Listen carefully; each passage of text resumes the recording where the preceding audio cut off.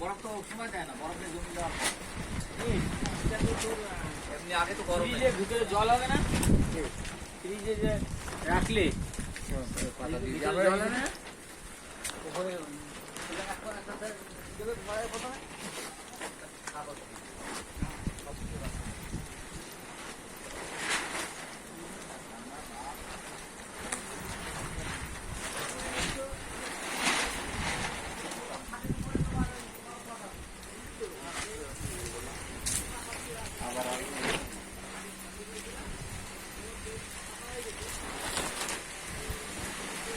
ছায়া হইলে ক্লিয়ার দেখা যায়।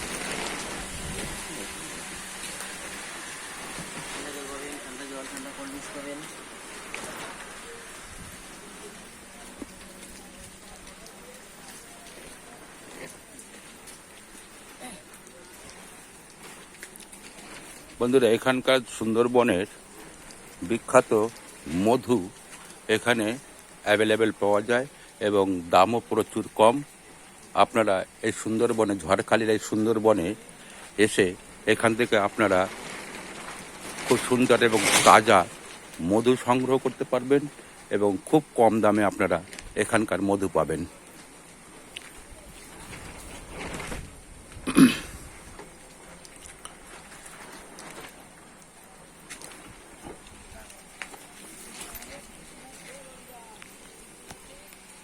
বন্ধুরা দেখুন, এই একটা বোতলে আপনার 500 গ্রাম মধু আছে।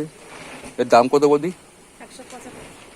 500 গ্রাম 500 গ্রাম মধু 175 টাকা। এটা কতটুকু আছে বৌদি? এতে বন্ধুরা 1 কেজি মধু আছে। এটা কত হবে? 1 কেজি মধু 350 টাকা। তাহলে বুঝুন মধুর দাম এখানে প্রচুর কম, প্রচুর কম। আপনারা এখানে এসে সমস্ত কিছু মধু, যারা ভালোবাসেন মধু প্রিয় লোক যারা, তারা এই সুন্দরবনে এই অঞ্চলে এসে এখান থেকে মধু কিনে নিতে পারবেন। তাই আপনাদের কাছে অনুরোধ, আপনারা আসুন, এখানে এসে এখান থেকে আপনারা মধু কিনতে পারবেন এবং বিভিন্ন ধরনের সমস্ত জিনিসই এখানে পাওয়া যায়। এখানে ছোট্ট একটা বাজার টাইপের, মার্কেট টাইপের আছে। যারা পর্যটক এখানে আসেন তারা এখান থেকে বিভিন্ন ধরনের জিনিস কেনাকাটা করেন। যা প্রয়োজনীয় জিনিস ট্যুরিস্ট এবং পর্যটকদের প্রয়োজন হয় তারা এখান থেকে কিনতে পারেন। সমস্ত ধরনের জিনিসই এখানে আপনারা পাবেন। যত কটা দোকান আছে তার সমস্ত ধরনের জিনিস আপনারা এখানে পাবেন। এখানকার যে পর্যটকরা আসেন এই মনোরম দৃশ্যের জন্য এখানে আসেন এবং খুব আনন্দ উপভোগ করেন। এখানে দেখুন, এখানেও সমস্ত ধরনের বিভিন্ন ধরনের আপনার কসমেটিক থেকে নিয়ে চশমা, বাচ্চাদের খেলনা, যাবতীয় জিনিস আপনারা এখানে কিনতে পারবেন। বাচ্চাদের মনোরমের জন্য দূরবীনও রয়েছে, ছোট ছোট বাচ্চাদের খেলনা টাইপের, কলম, টুপি, বিভিন্ন ধরনের জিনিসই। দাদা, আপনার দোকানে কি কি জিনিস আছে? মন হরণ করার যত কিছু আছে তার বেশিরভাগ আছে। হ্যাঁ, এই দাদা এই দোকানের মালিক। ছেলে ভোলানো, বধূ ভোলানো, সমস্ত মনোরমের দাদা ভোলানো সমস্ত জিনিসই এখানে আপনারা পাবেন। টুপি দিই মাঝে মাঝে। হ্যাঁ, আবার ওনটা নাকি টুপিও পরিয়ে দেন মাঝে মাঝে দর্শকদের। দর্শকরা আমাদের পরিয়ে দেয় না। আচ্ছা, দর্শক মানে পর্যটকরা পরিয়ে দেয় মাঝে মাঝে ওনাদের টুপি। আমরা হয় বিজনেস ক্ষেত্রে আমরা তো এরকম হয়। হ্যাঁ, পড়ায়। যে আমরা কলকাতার লোক, হ্যাঁ, বড় বাজারও তো আমাদের বাড়ির কাছ থেকে কিনে এনেছে এইরকম। হ্যাঁ, ভালো লাগে এইসব কমেন্ট গুলো। ইউটিউবে যাবে কিন্তু দাদা সব। ঠিক আছে, ঠিক আছে, অসুবিধা নেই তো? না না না, কিচ্ছু অসুবিধা নেই।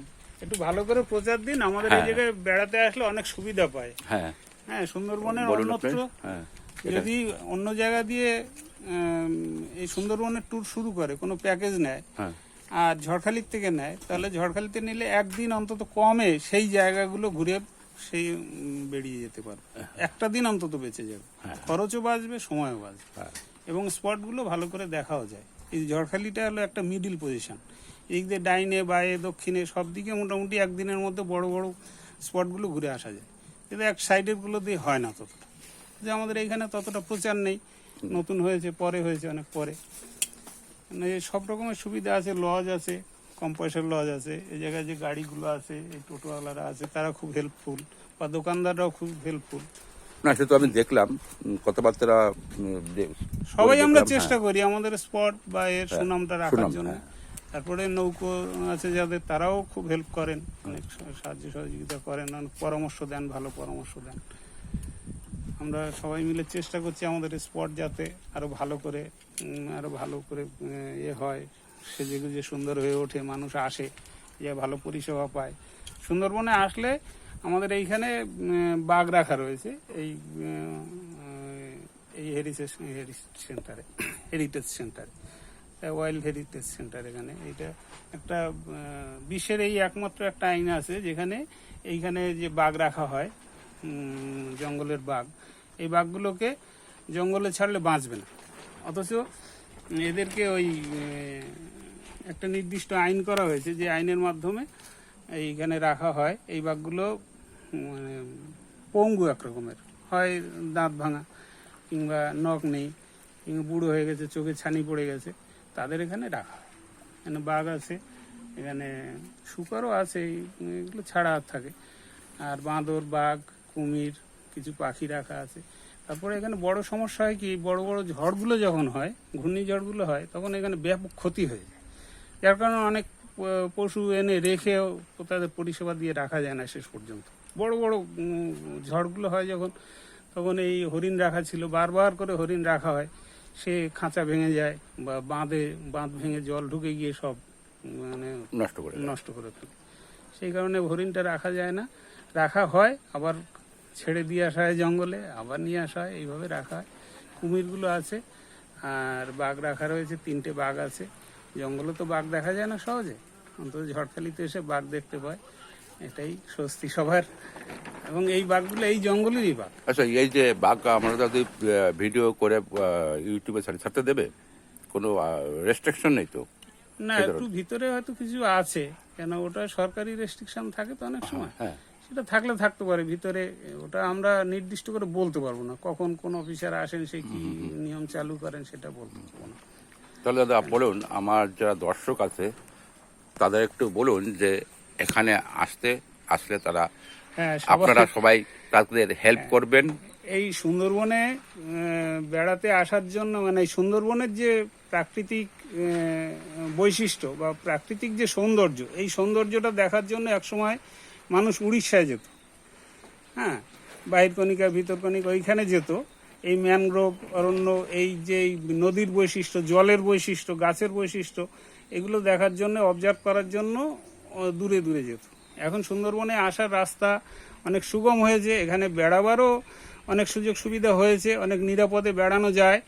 হ্যাঁ, এখানে সবাই আসবেন, শুধু এসে দেখলে হবে না যে কিছু দেখতে পেলাম না, ভালো লাগলো না, আর একটু ভালো করে দেখার চেষ্টা করবেন সবাই, দেখবেন ভালো লাগবে। এই সুন্দরী গাছ, এই কিছু গাছ আছে যে ম্যানগ্রোভ গাছগুলো, যারা জলে ডুবে থাকে, 6 ঘন্টা জলে ডুবে থাকে, আবার কাদার মধ্যে থাকে, ডাঙায় জেগে ওঠে, এইসবগুলো, এই বৈশিষ্ট্যগুলো দেখার জন্য মানুষ আসে। এর মধ্যে দিয়ে সৌন্দর্য খোঁজার চেষ্টা করলে সবাই সৌন্দর্য অনেক আনন্দ পাবেন। সবাই আসুন, সবাইকে সাদর আমন্ত্রণ, ঝড়খালিতে আসুন। ঝড়খালিতে সবাই আপনাদের সাহায্য করার জন্য আমরা বসে আছি, আমরা সব সময় ব্যস্ত থাকি আপনাদের সহযোগিতা করার জন্য। আমরা দূর দূরান্ত থেকে নানান রকমের হরেক রকম মাল, মনিয়ারি মাল আমরা এনে আপনাদের জন্য পসরা সাজিয়ে বসে থাকি। আমাদের অনেক কষ্ট হয়, এখানে এই সব রকমের পরিষেবা আছে, সব রকমের, হ্যাঁ, খাবারের পরিষেবা, থাকার পরিষেবা, তারপরে সুন্দরবনে যে বিনোদন করা, সব রকমের ব্যবস্থা আছে। আপনাদের সবার কাছে আমার আমন্ত্রণ, আপনারা সবাই বেড়াতে আসবেন, আমাদের সুন্দরবনে ঝড়খালিতে আসবেন। এখানে 3 মাস পর্যটক আসে? 3 মাস না, এখন সারা বছরই আসে। সারা বছর আছে, কিন্তু মেনটা 3 মাস। আর এনরা কিন্তু সারা বছর ধরে এইভাবে দোকান চালিয়ে যাচ্ছে। তো লাভ লস এনাদের কি হয় জানি না, তবে আমার হিসাবে 3 মাস যখন বেচা কেনা হয় আর 9 মাস যদি বসে থাকতে হয় টুকটাক বেচা কেনা, তাতে সংসার চলে না।